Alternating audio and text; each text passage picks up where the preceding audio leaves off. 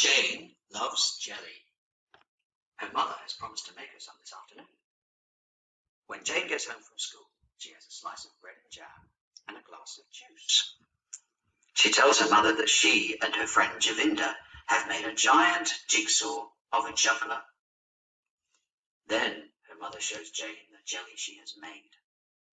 "Wow," says Jane.